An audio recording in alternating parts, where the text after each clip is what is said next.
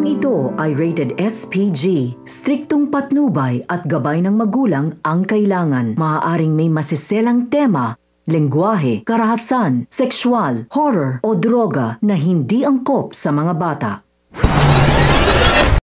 Mga kapamilya, sa patuloy na pakikipaghabulan at pakikipagpalitan ng bala sa pagitan ni Tanggol at ni Ramon kasama ng kanyang mga tauhan para ipaglaban ang nag-iisang babae sa kanilang buhay, ay masusubukan na kung gaano talaga kamahal at kaimportante kay Tanggol si Mokang, dahil sinubukan ngang pakiusapan ni Mokang si Tanggol.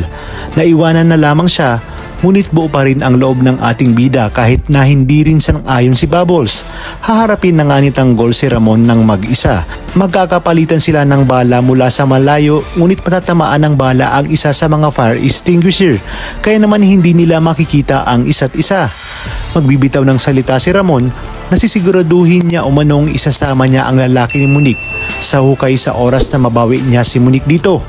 Sasagot naman si Tanggol na mamamatay umano muna siya bago nito mabawi si Mokang, na siya namang narinig ni Mokang, habang si Olga naman ay nakapwesto na at naghihintay lamang ng tamang pagkakataon upang tudasin nga ang ating bidang si Tanggol.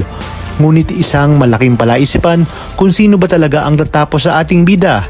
Sa kabilang banda, matapos mabigyan ng taning ni Espina si Tanggol at Bubbles na sa oras umanong hindi makabalik ang mga ito sa gabing yun, ay ipapapatay niya ang lahat ng mga kaibigan ni Tanggol.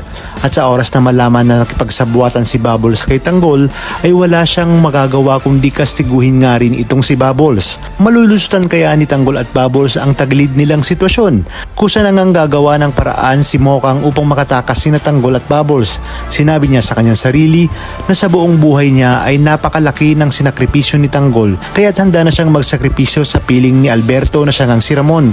Dito nga itatakbo siya kay Ramon bago tuluyang mapuruhan ni Ramon si Tanggol. Ngunit hindi ito mangyayari dahil mauunahan sila ni Olga na siyang ipinagtaka ni Ramon. Dito na maghihinala si Ramon hanggang sa nakita niya ang nakabulagta ng si Tanggol at nakaramdam na nga siya ng lukso ng dugo.